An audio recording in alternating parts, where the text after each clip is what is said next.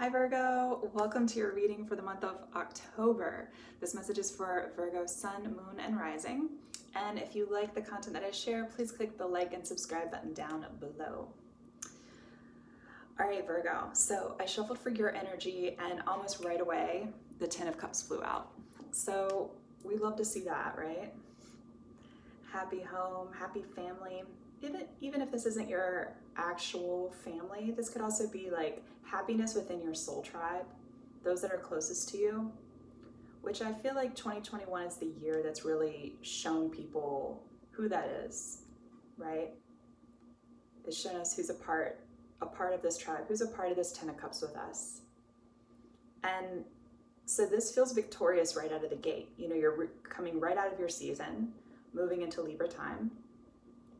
And you had Mars in your sign, and it was there for about a 2-month stay. So you had a lot of time to focus on yourself, your own body, and that was right when the sun was there too. It was a really beautiful season to focus on what makes you happy, right? And what brings you joy. Now in your environment, this card took a very long time to come out, and I started feeling like that, for starters, that's not very common. But I started feeling like maybe the Ten of Cups is where you're at and what you're focused on, and that it almost doesn't even matter what's going on in your environment.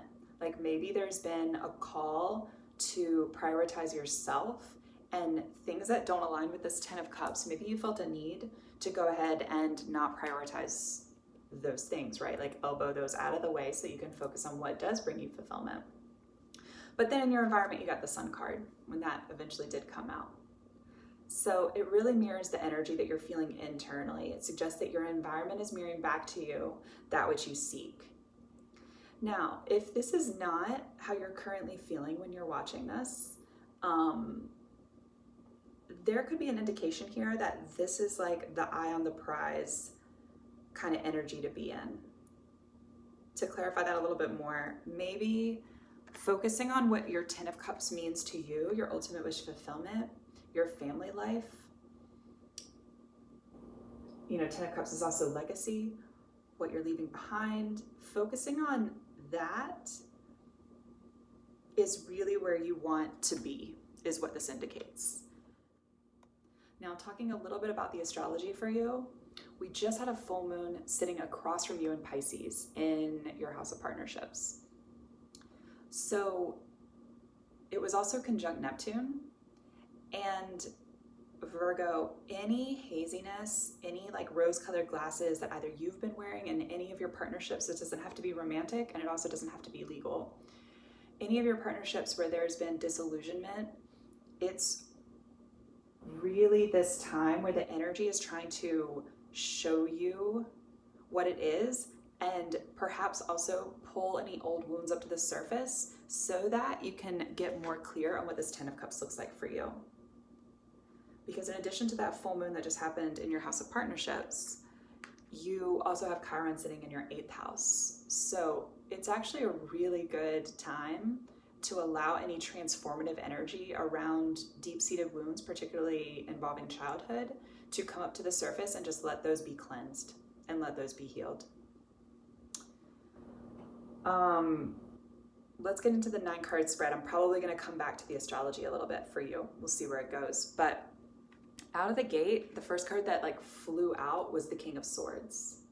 This feels to me like this is an energy external to you, a Libra, Aquarius, or Gemini, someone perhaps from your past. And then you got after that the 5 of Swords reversed and the 6 of Cups. And I really like this, especially considering this, what I was saying about the full moon conjunct Neptune and how much disillusionment there can potentially be in your partnerships. And what this suggests to me is that the 5 of Swords energy is begging you and anyone maybe that you're in partnership with, whether it's this air sign or not, that anywhere where there's been any deceptive energy, anywhere where you might have been even deceiving yourself, especially in terms of communication, that needs to get clear. That's what these cards are pointing towards. Especially if this is somebody who you feel very deeply for, you feel very passionate about, and this could have been somebody who either you have a connection to in your childhood, or it just feels like you've known them since, you know, your childhood. This can also be a past life card. So there is a very deep, real connection to this person. And it doesn't have to be, you know, an air sign. It could have like an air energy.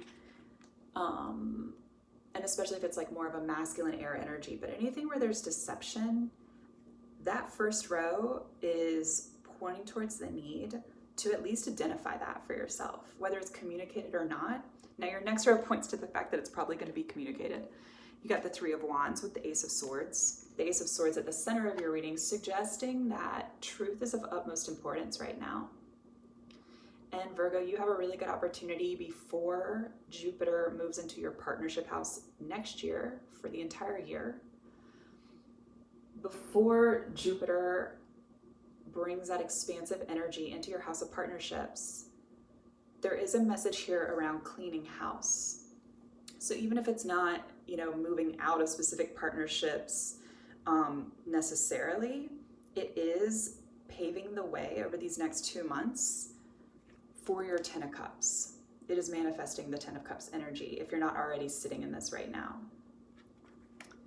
So anything out of alignment with your truth with that Ace of Swords energy, depending on where you are in your journey of doing that inner healing work, either that Ace of Swords is going to feel really abrasive, or this is already stuff you've been working on. And you've already, Five of Swords on top of the Ace of Swords, been working to remove the deception so that this can, hear me out on this, this can be turned upright, but in a good sense, because when combined, this is the Six of Swords and you're victorious. So any deception is really asking you to put it to bed. Now, if you wind up manifesting communication, particularly with this person from the past, you got the World in reverse as the next card out, suggesting that a cycle is not over. And that to me is a really interesting message. It says that, you know, on one hand, I've pointed out that this Ten of Cups is kind of like your North Star at this time. But the World in reverse suggests that the route to getting there might require some flexibility. Where you think you might be closing out cycles, you might not be closing out cycles. Things you maybe thought were done in the past, it's possible that they're not done. So that was a really interesting message coming up in that middle row. This could feel like it's taken a very long time coming, whatever this is for you. This old relationship, this old way of being, this could be a way of being in your dynamics, in your partnerships, that's gone on through like multiple relationships, right, Virgo? And you got the Knight of Pentacles energy. And typically, I think you vibe very well with this energy, but in this context, it seems to me that this is just emphasizing how long this has taken. This is moving at like a snail's pace type of energy. But the two cards that came out together for your last two cards, the 9-card spread, the Seven of Swords and the Ten of Wands, suggesting that any deception, any even like, I don't really use this word, but treachery is a word with the Seven of Swords. Anything like that being done by others or done by you, this is coming to a close. And I like that that's the cycle that's completing, right? We got the World in reverse in terms of like our expectations that we can place on ourselves and others. But when it comes to any deception or anywhere where this could definitely be in terms of thought patterns, like thoughts that haven't been serving you, even thoughts about your own like self-worth that haven't been serving you, could be coming to a close. 10 of Wands. And that's relevant too for Mars being in your second house. Because with Mars in your second house, there's so much energy. It's like a bonfire of energy that's been handed over. Sounds really wild, but been handed over for you to look at your relationship with your own resources. But this feels like relationship with self-worth and self-value. So anything that's standing in between your emotional fulfillment, anything that's